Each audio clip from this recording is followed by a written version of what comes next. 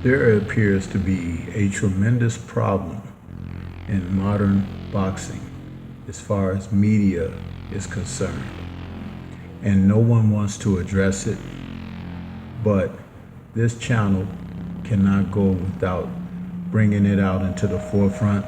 We need to have a discussion about bias in boxing.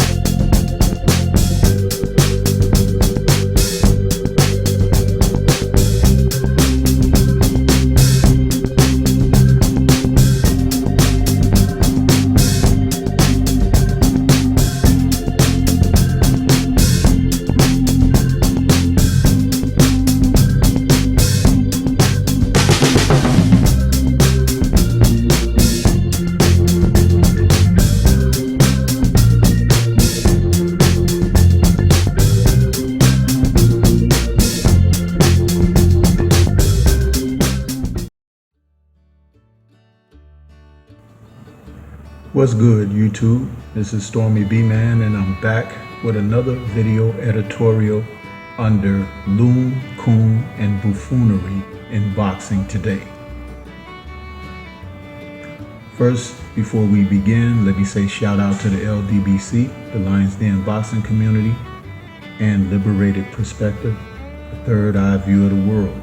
For more content such as this, please like, comment, subscribe, and share. The purpose of this series is to call forward the prejudice, bias, and injustices that occur in the sport on a regular routine basis, but not just by former fighters, but the media who covers the fight along with them, color analysts, and fighters themselves.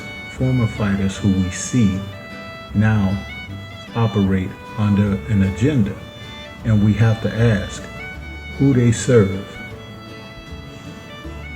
As we have seen recently in the sport of boxing, primarily with the upcoming fight with Tyson Fury and Deontay Wilder for their scheduled rubber match, we are seeing a great deal of prejudices and bias come to the forefront surrounding that fight, but not just that fight, even fights that have recently taken place. We have to have a discussion about this. We have to call people on what they do and ask them, who do they serve? We're seeing it far too much.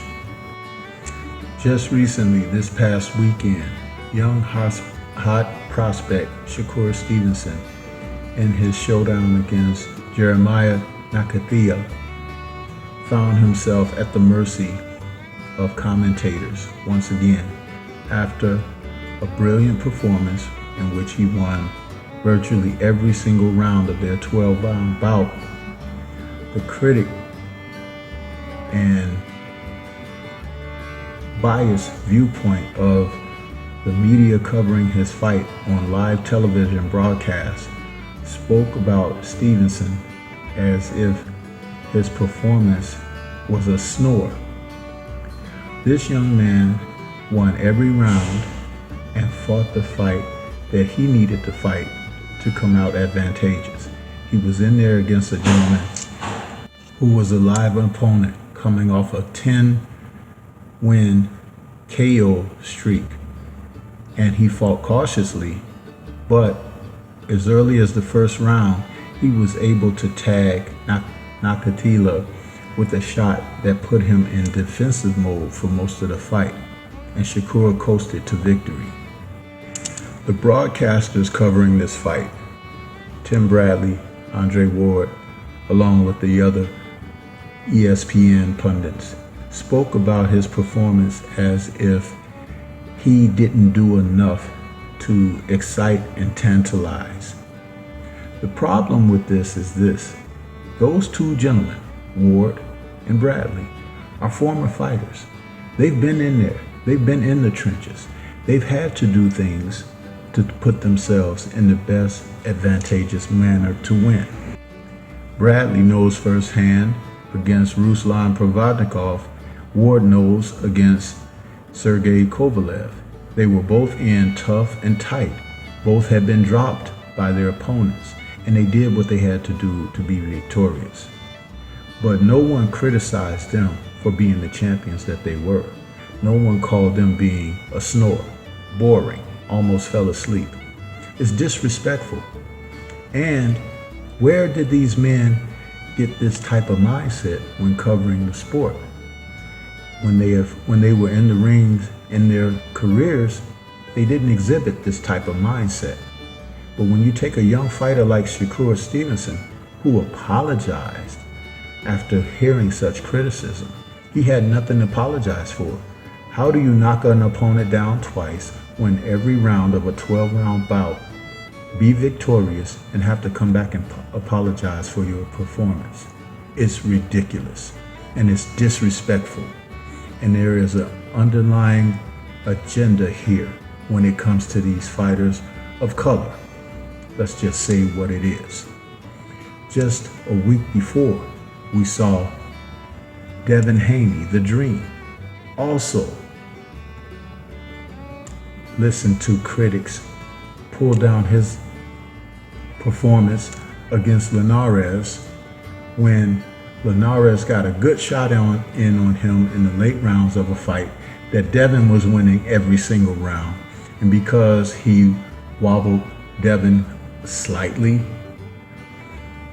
they act as if Devin was on the canvas struggling to beat a 10 count and barely made it to the final bell. No other fighter of any other country or nationality has to endure such criticism as our fighters of color, the Black Warriors. And this is despicable, especially when it's coming by your own kind. Who are they serving? Who are they representing? They're not representing the best interests of the sport, because you never hear the Latin fighters. When Miguel Berchelt was knocked out by Oscar Valdez, no one threw Berchelt under the bus and spoke with such criticism of him, nor did they say that Valdez had not done enough, even though he had won the fight and was moving laterally pretty much throughout the fight and wasn't engaging as much. But where was the criticism? See, this is what I'm talking about, the bias in the sport of boxing. And you have to address it, and you have to address them, because they're doing it to their own kind. This is the only place where you see it prominently in the sport of boxing, where you can have such bias and it go hidden. But we have to bring it out into the forefront, and we have to discuss it. This is just the beginning. I'm opening the door. We will have more discussions on this, but Loon, Coon, and Buffoonery in boxing today is a regular chapter that we'll revisit, because it's not over. We have to hold these people to task, and we have to make people know publicly that that's why we call fights ourselves. This is why we have our channels. There's nothing worse than having your own go in on you with bloodlust. It's disrespectful, and it's a slave mentality. Let me know what you think about this as we'll revisit this and talk about it more. This is Stormy B, man. That's what I got for you right now.